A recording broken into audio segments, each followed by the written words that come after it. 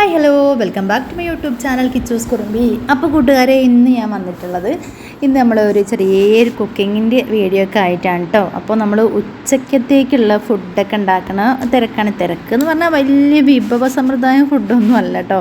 തനി നാടൻ ഐറ്റംസാണ് ഇന്ന് ഉണ്ടാക്കാൻ പോണത്. ചക്കക്കുരുവും മാങ്ങയും വെച്ചിട്ടുള്ളൊരു കറിയാണ് കേട്ടോ. അപ്പോൾ എല്ലാവർക്കും അറിയണത് തന്നെയാവും. അപ്പോൾ ഞാൻ എന്തായാലും ഇന്ന് ഉണ്ടാക്കിയ സമയത്ത് നിങ്ങളായിട്ടൊന്ന് ഷെയർ ചെയ്യാമെന്ന് വിചാരിച്ചു. ഇനി ഇതുപോലെ ഉണ്ടാക്കി നോക്കാത്തവരാരെങ്കിലും ഉണ്ടെങ്കിൽ ഒന്ന് ഉണ്ടാക്കി നോക്കിക്കോട്ടെ എന്ന് വിചാരിച്ചുട്ടെ. ഇനിയിപ്പോൾ എന്തായാലും ഇപ്പോൾ ഈ ഒരു ചക്കേൻ്റെ ഒക്കെ സീസണാണല്ലോ അല്ലേ. എല്ലാവരുടെ വീടുകളിലും ചക്ക ഉണ്ടാവും. നമുക്ക് എന്താ പറയുക, പ്ലാവൊന്നും ഇല്ലെങ്കിലും എവിടുന്നെങ്കിലൊക്കെ ചക്കയോ ചക്കക്കുരു ഒന്നും കിട്ടാത്തതായിട്ട് ആരും ഉണ്ടാവില്ല എന്നാണ് തോന്നുന്നത് കേട്ടോ. അപ്പോൾ നമുക്ക് ഇവിടേക്ക് ഇപ്പോൾ ചക്കയായി തുടങ്ങിയിട്ടുണ്ട്. അപ്പോൾ ചക്കക്കുരു ഇഷ്ടം പോലെ കിട്ടാൻ തുടങ്ങിയിട്ടുണ്ട് കേട്ടോ. അത് കഴിഞ്ഞ ദിവസം നമുക്കൊരു ചക്ക കിട്ടിയിട്ടുണ്ടായിരുന്നു. അപ്പോൾ അതിൻ്റെ കുരു എടുത്ത് വെച്ചതാണ്. ആദ്യമൊന്നും അങ്ങനെ ചക്കക്കുരു കൊണ്ട് വലിയൊരു ഇഷ്ടമൊന്നും ഉണ്ടായിരുന്നില്ല കേട്ടോ.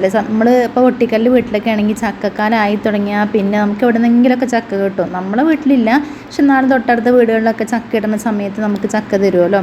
അപ്പോൾ അതിൻ്റെ കുരു എടുത്ത് വെച്ച് കഴിഞ്ഞാൽ പിന്നത്തെ ദിവസങ്ങളിൽ ഫുള്ളും ഈ ചക്കക്കുരു വെച്ചിട്ടുള്ള കറിയാവും കേട്ടോ. അപ്പോൾ അങ്ങനെ ദിവസം ഉണ്ടാക്കാൻ നമുക്കൊരു മടുപ്പാണല്ലോ. അപ്പോൾ അത് വലിയൊരു താല്പര്യമൊന്നും ഉണ്ടായിരുന്നില്ല. ഇപ്പോൾ കുറേ ആയിട്ട് ഇങ്ങനെ ഈ ചക്കേൻ്റെ സീസൺ അല്ലാതിരിക്കുന്ന സമയത്ത് പിന്നെ ഇതിനോടൊക്കെ ഒരു കൊതി വരുമല്ലോ. അപ്പോൾ അങ്ങനെ ഏതായാലും ഞാനിന്ന് ചക്കക്കുരും, അപ്പോൾ നമുക്ക് മാങ്ങയും കിട്ടിയിട്ടുണ്ട്.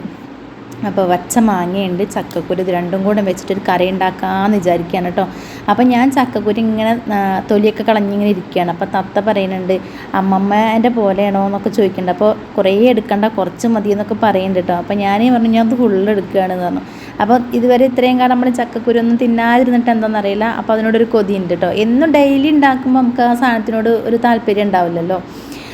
അപ്പോൾ നാട്ടിൻപുറങ്ങളിലൊക്കെ പിന്നെ എപ്പോഴും ഈ ചക്കയും ചക്കക്കുരും ഒക്കെ എന്താ പറയുക, വളരെ എന്താ പറയുക, എപ്പോഴും കിട്ടുന്നൊരു ഐറ്റംസാണ്. ഇപ്പോഴേക്ക് തോന്നുന്നു ചക്ക കിട്ടിയില്ലെങ്കിലും നമ്മൾ എന്താ പറയുക, കടകളിലും പുറത്തൊക്കെ ചന്തകളിലൊക്കെ ഈ ഇങ്ങനെ വെച്ചിട്ടുണ്ടാവും അല്ലേ. ചക്കയൊക്കെ 100 രൂപ 50 രൂപ എന്നൊക്കെ പറഞ്ഞിട്ട് വെച്ചിട്ടുണ്ടാവും. പൈസ ഉണ്ടായാൽ മതി, അപ്പോൾ അത് കിട്ടും.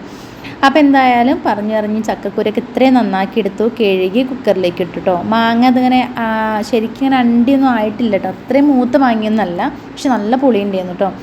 അപ്പോൾ മാങ്ങയും തൊലിയൊക്കെ കളഞ്ഞ് കഴുകി കട്ട് ചെയ്ത് വെച്ചു. പിന്നെ ഒരു പച്ചമുളകാണ് ഇട്ട് കൊടുത്തത്. അപ്പോൾ കുക്കറിലേക്ക് എല്ലാം ഇട്ടിട്ടുണ്ട് കേട്ടോ.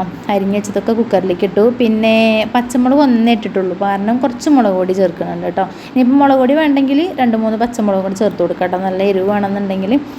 അപ്പോൾ ഇത് അത്യാവശ്യം നല്ല പുളി ഉണ്ടാവും കേട്ടോ. ഇവിടെ തത്തയ്ക്കൊക്കെ പുളി ഇങ്ങനെ കറി ഭയങ്കര ഇഷ്ടമാണ്. മോര് കറി ആണെങ്കിലും പുളി ഒഴിച്ചിട്ടുള്ള കറി, അങ്ങനെ പുളിപ്പ് കറിയിലുള്ളത് ഭയങ്കര ഇഷ്ടമാണ്. പക്ഷെ ഞാൻ അത്ര തന്നെ പുളിപ്പിനോട് അത്ര ഇഷ്ടമുള്ള ആളല്ല. പിന്നെ ഉപ്പ് ഇട്ട് കൊടുത്തു, ആവശ്യത്തിന് വെള്ളം ഒഴിച്ചിട്ട് ആ കുക്കറിൽ ഒരു 2 വിസിലടുപ്പിച്ചെടുക്കുകയാണ് കേട്ടോ. അതായത് ഫ്ലെയിം ഒന്ന് കുറച്ച് വെച്ചിട്ട്, നമ്മൾ ഒരുപാട് ഹൈ ഫ്ലെയിമിലല്ല വെക്കണത്, ഒരു ലോ ഫ്ലെയിമിൽ വെച്ചിട്ട് അങ്ങനെ 2 വിസിലടുപ്പിച്ചെടുത്തു കേട്ടോ. ഇനിയിപ്പോൾ ഇതിലേക്ക് ഞാൻ കുറച്ച് ചെറിയുള്ളിയും അതുപോലെ തന്നെ ഉണക്കമുളക് ഉണ്ടല്ലോ, ഉണക്കമുളകും കറിവേപ്പിൻ്റെ ഇലയൊക്കെ ഇങ്ങനെ സെറ്റാക്കി വെച്ചിട്ടുണ്ട്. നമുക്കിതൊന്ന് വറവിട്ടെടുക്കാനാണ് കേട്ടോ.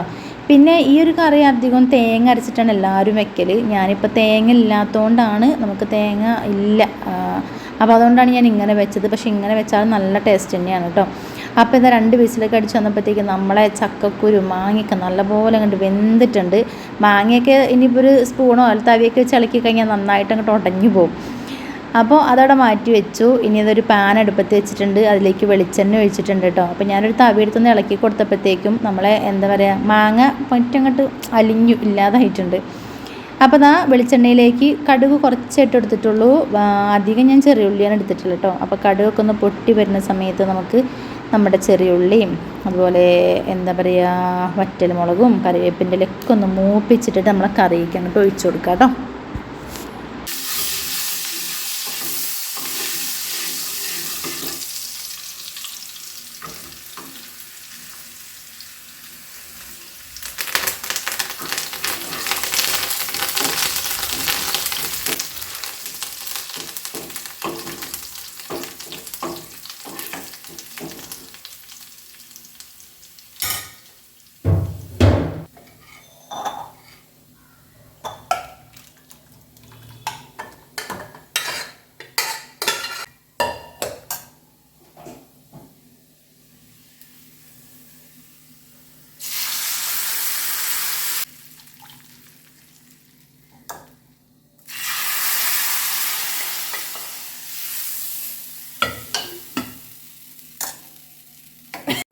അങ്ങനെ നമ്മൾ ചക്കക്കുരു മാങ്ങയും കറിയൊക്കെ ഇവിടെ റെഡി ആയിട്ടുണ്ട് കേട്ടോ. ഇനിയിപ്പോൾ ചോറെടുത്ത് കഴിച്ചാൽ മതി. പക്ഷേ ഇതിലേക്ക് ഇതിന് സൈഡായിട്ട് വേണ്ട എന്താണെന്നറിയാം, നല്ല ഉണക്കമീൻ വറുത്തതാണ് വേണ്ടത്.